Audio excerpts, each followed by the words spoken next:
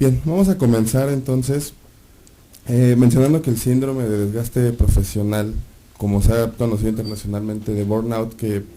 bueno, aquí tenemos un poquito de dilema. A mí no me gusta mucho el término de burnout porque siento que no engloba o no describe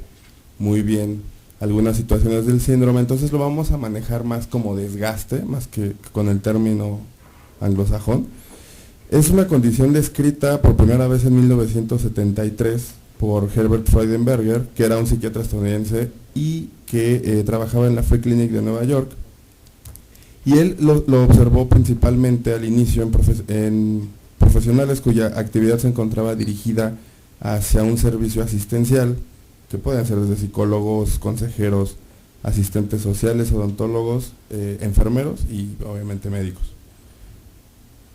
Bien, las descripciones iniciales de Freudenberger se referían al síndrome como aquel conjunto de síntomas médico-biológicos y psicosociales inespecíficos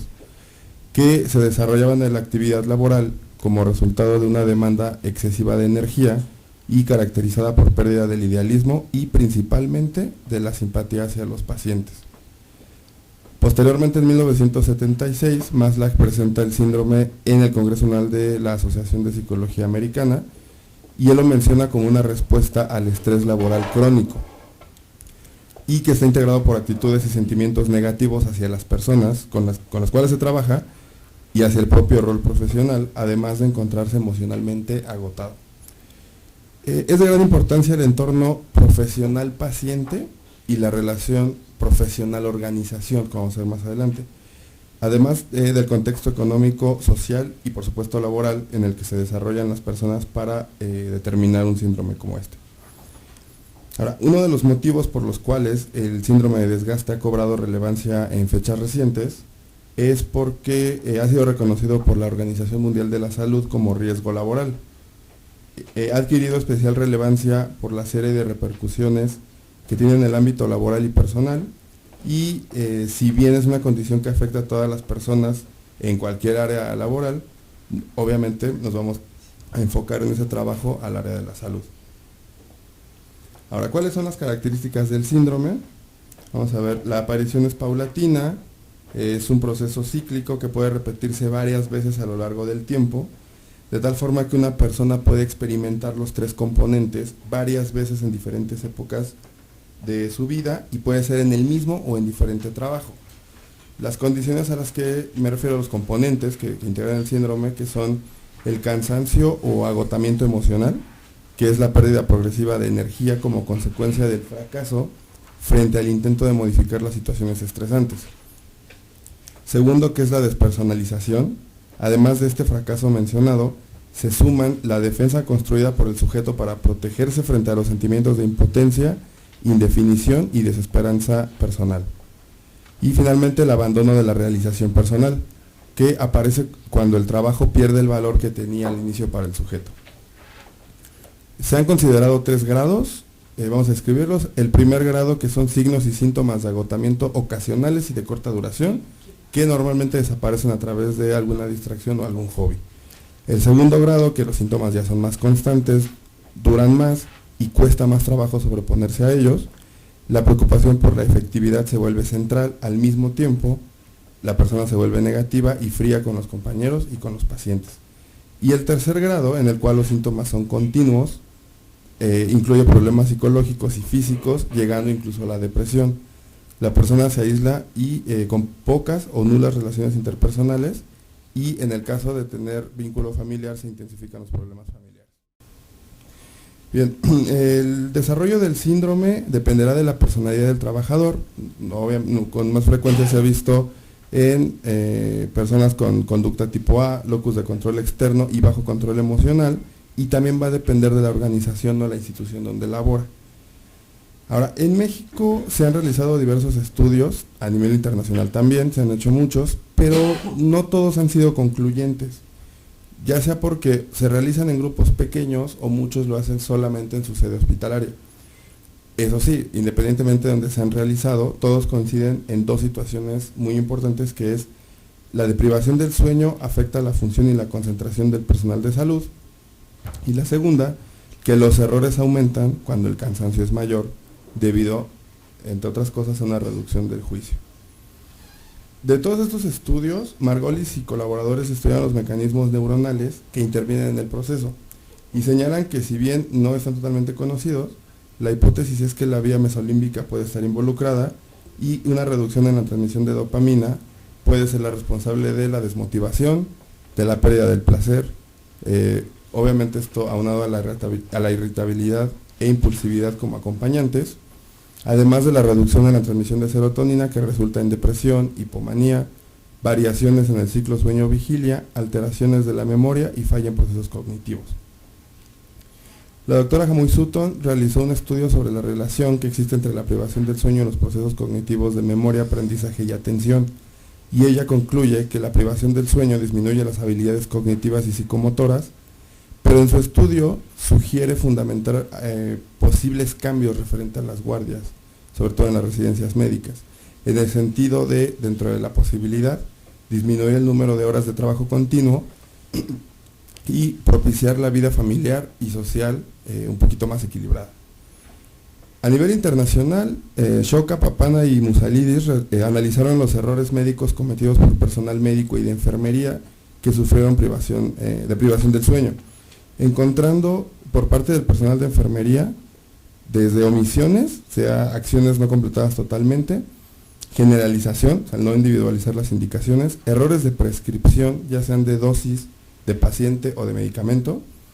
y desgraciadamente los autores concluyen que, debido a razones personales o económicas, el personal de salud decide sacrificar sus horas de sueño a cambio de un incremento en el salario, mejores oportunidades laborales, o simplemente por alcanzar el reconocimiento de sus superiores.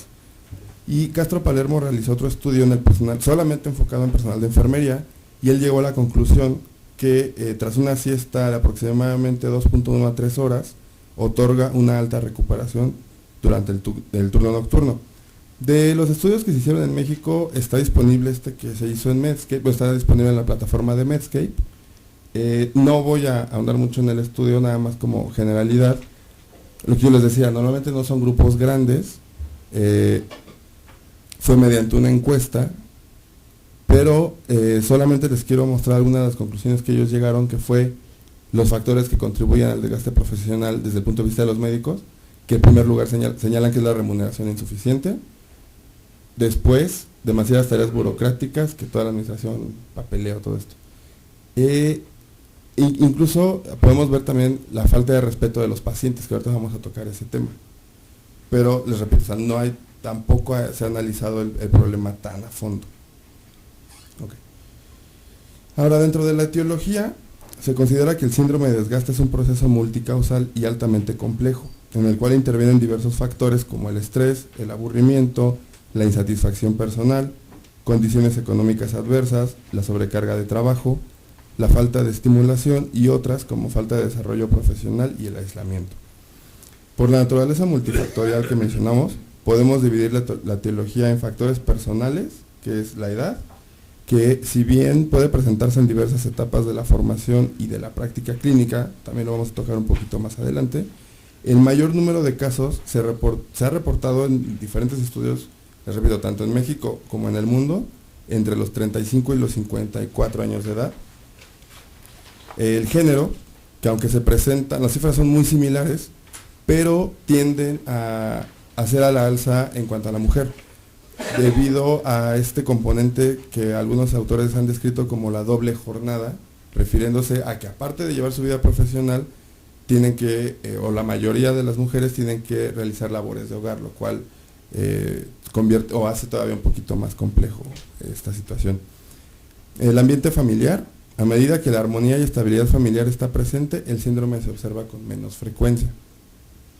La personalidad que mencionábamos anteriormente, decíamos que el síndrome es más frecuente en personas con personalidad tipo A, extremadamente competitivas, impacientes, hiperexigentes y perfeccionistas. Y por otro lado, también se observó en personas con sentimientos de altruismo, debido a este acercamiento que tienen con el paciente, que sufren con el paciente y que lleva a una mayor implicación emocional. Dentro de los factores profesionales, mencionan la inadecuada formación profesional, que va desde un escaso entrenamiento en actividades prácticas, la falta de aprendizaje en técnicas de autocontrol emocional, y escasa información sobre el funcionamiento de las organizaciones en las cuales va a desarrollar su trabajo. El ambiente social, la necesidad que tienen de ser un profesional de alto prestigio, de tener un estatus social y un estatus económico alto. El ambiente familiar lo vemos ahora por el lado profesional, cuando hay cambios significativos en la vida de la persona, desde fallecimiento de familiares, el matrimonio o bien divorcio o el nacimiento de hijos. El ambiente laboral, que son las condiciones adversas en cuanto a la organización laboral o a la atención de determinado tipo de pacientes, trato o incluso maltrato por parte de superiores o de los mismos pacientes, como mencionábamos anteriormente. Ahora, este factor es importante porque muchos estudios lo analizaron, la condición, el estado civil del personal médico juega un papel importante porque hay estudios que señalan que los trabajadores que están casados tienen un mayor riesgo para presentar el síndrome contra los que no tienen pareja. Pero por otro lado, otros estudios señalan también que son los solteros. Ahora, el grupo que señala que es en los trabajadores casados, mencionan por la cuestión familiar, ya que una posible separación o un divorcio puede desencadenar el síndrome, mientras que los que tienen la hipótesis de que es en el grupo de los solteros se enfocan más hacia la soledad o la falta de una pareja que pueda servir como mediador. Entonces ellos señalan la otra parte, la soltería, como un desencadenante del síndrome. Ahora, ¿qué relación tiene con los errores médicos? Bien, diversos autores señalan los factores desencadenantes al inicio de la carrera académica, otros en cuanto comienza la vida laboral y otros al combinar la vida laboral con la personal. Vale la pena señalar, como yo les mencionaba anteriormente, que no se ha explorado la vida académica de pregrado como factor desencadenante, ya que los altos niveles de exigencia, de competitividad,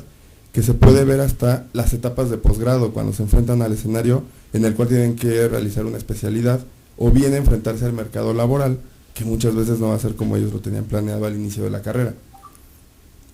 Pero regresando al análisis de médicos ya en ejercicio, podemos considerar al síndrome de desgaste como un riesgo para el médico y para el paciente, además de representar una amenaza para el sistema de salud y la calidad asistencial. De acuerdo al trabajo del doctor Raúl Carrillo Esper, el profesional de la medicina que sufre esta condición presenta alguna de las siguientes conductas: ausencia de compromiso emocional, que empieza con un trato distante con los compañeros y con los pacientes; mal manejo de información y falta de respuesta a las emociones de otros; una disociación instrumental extrema, que se expresa como conductas automáticas y rígidas, es decir, comunicación unidireccional, exceso de solicitud de estudios, repetición de discursos automatizados, uso exclusivo del lenguaje técnico e intervenciones innecesarias. Embotamiento y negación, la falta de conciencia del propio estado de agotamiento e irritación constantes que se manifiestan en conductas interpersonales, oposicionistas, actitudes descalificadoras, intervenciones hipercríticas y carencia de autocrítica. La impulsividad, el profesional pasa a la acción a través de conductas reactivas de enojo, confrontaciones reiteradas con colegas, pacientes y maltrato al personal paramédico. Y la desmotivación, asociada a la pérdida de autorrealización y baja autoestima, que puede traducirse en falta de sostén de los tratamientos, falta de iniciativa y constancia en las tareas de equipo, ausencias, impuntualidad y poca participación o no inclusión en los proyectos. De una forma subjetiva, se han observado las siguientes manifestaciones: psiquiátricas, que va desde la presencia de condiciones como depresión, ansiedad, disfunción familiar, que puede llegar a la violencia, y adicciones, incluida la adicción al trabajo. Somáticas, cuadros de estrés con expresiones variadas de tipo muscular, endocrino, nervioso, circulatorio y otros cuadros psicosomáticos. Y finalmente organizacionales, que es el deterioro de las relaciones laborales que provocan rivalidad, individualismo, fallas operativas reiteradas, desmotivación e inconformismo. El doctor Juan Manuel Rocha Luna, que fue presidente de la Sociedad Mexicana de Medicina de Urgencias de 1999 al 2000, señala la relación entre ciertas conductas del médico que puede derivar en diversas fuentes de errores médicos. Por un lado, el médico, que es muy dedicado y muy responsable, puede aceptar una gran carga de trabajo excesiva, incluso llegar al punto de poner en riesgo su propia salud y la sensación de que su actividad es un suplicio, lo cual pone en riesgo su toma de decisiones y su juicio clínico, lo que puede desencadenar fallas en la entrega del servicio al paciente. Una falta en el reconocimiento a su esfuerzo puede provocar resentimiento, ira y finalmente despersonalización y falta de compromiso, lo cual puede derivar en retardo en la atención, unida a la apatía y despreocupación del médico por la recuperación del paciente. El médico que posee un alto nivel académico, con una personalidad fuerte e independiente,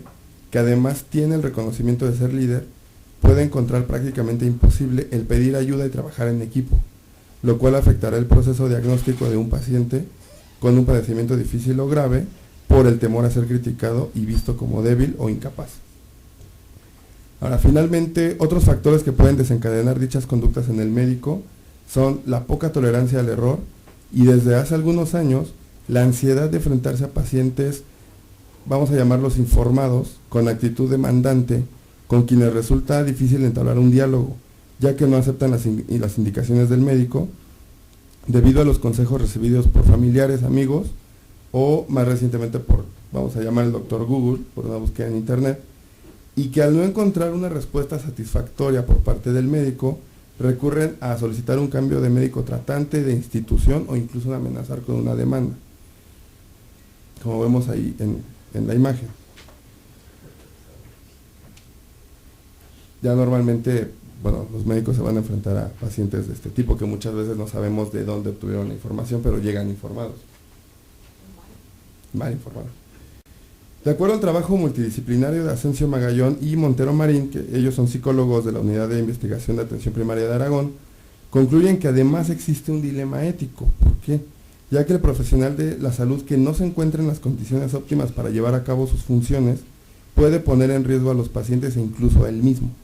Este análisis se complementa con el trabajo de Lockley y su grupo, quienes señalan que, como norma casi general, los turnos de los residentes van de 24 a 30 horas consecutivas,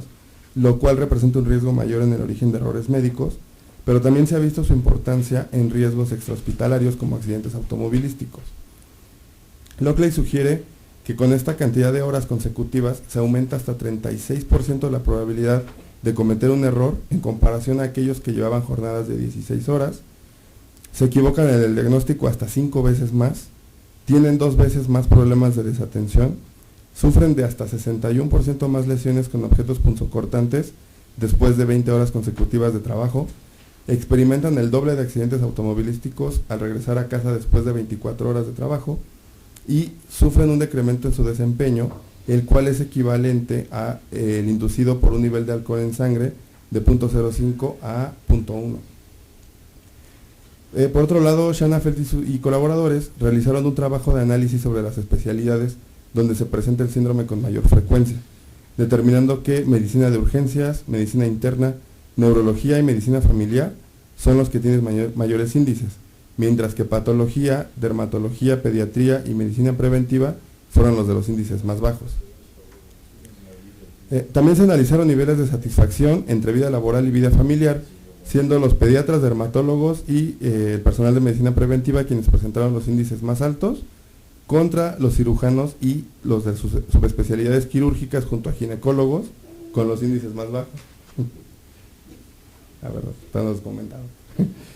Un artículo publicado en Mayo Clinic Proceedings de Daniel Taufik menciona que los profesionales de la salud que informaron al menos uno de los principales síntomas del síndrome de desgaste profesional tenían más del doble de probabilidades de reportar un error médico importante en los últimos 3 meses. Taufik señala también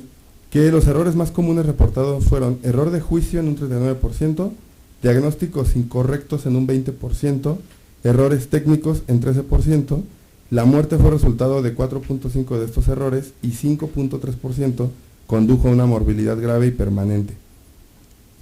Más de la mitad de los errores, el 55%, no pareció afectar el resultado del paciente. Del mismo modo, casi la mitad, un 47%, de los que informaron haber cometido un error se sentían fatigados. La ideación suicida fue 2 veces más frecuente entre los profesionales de la salud que informaron un error médico importante, entre quienes no lo hicieron. Este hallazgo encaja con los datos sobre el llamado síndrome de segunda víctima, en el que los médicos que cometen un error grave se sienten traumatizados por emociones negativas como culpa o venganza. Vergüenza. No, ahorita no me metí tanto al tema, la relación con suicidio, porque nos daría para otro trabajo adicional y podríamos hablar toda la mañana de la relación entre burnout y suicidio. Podría dar para otro tema. Finalmente, es importante mencionar que muchos estudios señalan la frustración del médico cuando desempeña sus actividades sin problema, pero la dificultad para realizar dicha labor está dada por las condiciones adversas del entorno laboral. Rocha Luna apunta concretamente a la excesiva realización de trámites y papeleo que lleva a la burocratización de la atención médica y de los procesos internos para el correcto y oportuno abasto de insumos,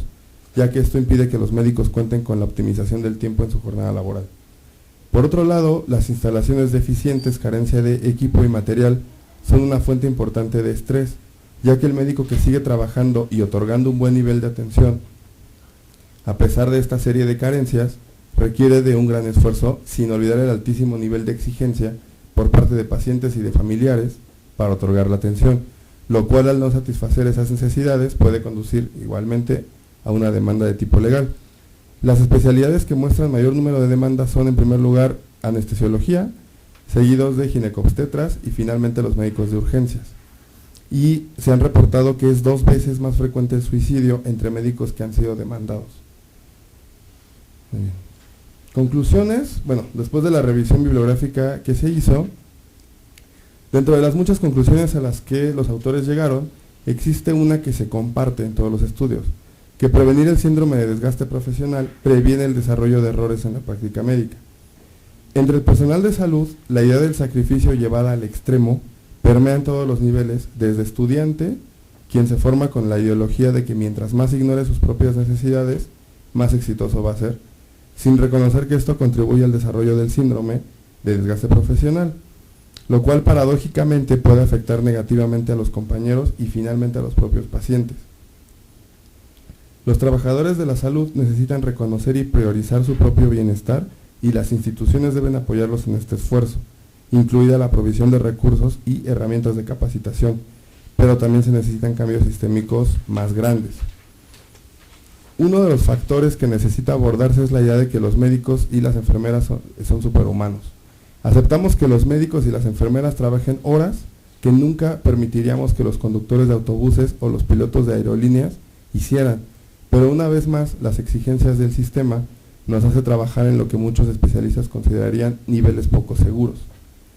Deepika Tanwar, psiquiatra del Hospital Central de Harlem en Nueva York e investigador del tema, resalta el hecho de que, como los médicos hemos sido incapaces de monitorearnos a nosotros mismos, aunado a la estigmatización que conlleva la salud mental, necesitamos fuerzas externas que pueden venir de la pareja, de la familia, de compañeros y algunas ocasiones de los pacientes para realizar cambios. Y que por otro lado explicaría por qué este problema está infravalorado en el sistema de salud. Desafortunadamente existe poca evidencia de cómo enfrentar el problema. Si bien existe suficiente literatura que sugiere intervenciones personales centradas en entrenamiento de reducción de estrés, tolerancia al error, habilidades de comunicación y trabajo en equipo. Finalmente, el síndrome de desgaste profesional tiene una elevada prevalencia y puede repercutir en el desempeño laboral del personal de salud. Su identificación temprana, así como la implementación de programas de prevención y tratamiento oportuno, resulta prioritario en las instituciones como un elemento que disminuya los errores de la atención médica. Y finalmente les traigo una diapositiva que señala algunos datos que han contestado médicos también de diversas encuestas que se han hecho a nivel mundial, donde señalan que al menos el 54% de los médicos sufren desgaste profesional en el momento de hacer la encuesta, el 88% están moderadamente o severamente estresados y el 59% no recomendarían realizar la carrera de medicina a sus hijos. Algunos ejemplos que incluso han llegado a los medios fue este cirujano, Shan Peng de China, que había realizado 5 cirugías continuas y pese al cansancio y que ya estaba fuera de su horario de trabajo, llegó un paciente en ese momento con una emergencia, estaba a punto de perder su brazo por un accidente que tuvo y Shan Peng señala que la situación era muy crítica y que la intervención necesitaba realizarse inmediatamente. Por por lo que no tuvo opción de descansar y la jornada laboral se alargó a 20 horas sin pausa alguno. Y bueno, aquí lo vemos al menos sosteniendo el brazo del paciente. Una imagen que también se ha vuelto ya muy común, que señala José Antonio León, dice: esto es lo que mucha gente piensa. En una entrevista que le hizo a BBC Mundo, el gastroenterólogo mexicano José Antonio León, que ganamos mucho dinero y además nos quedamos dormidos. La gente nos critica y no saben las jornadas tan extensas a las que nos sometemos. No comemos, dormimos poco y cuando lo hacemos así. Y retomando un poquito el tema de pregrado, el año pasado que tuvimos esta situación aquí en la facultad, de un estudiante la cual todo el mundo señaló que fue por un examen que tuvo y que fue el factor desencadenante, pero al hacer el análisis también se dieron cuenta que la estudiante ya traía también algunos factores detrás, tanto personales como familiares, que la llevaron a tomar esa decisión. Afortunadamente no pasó a mayores y el personal de la facultad y de la universidad intervino a tiempo. Muchas gracias por su atención esta mañana.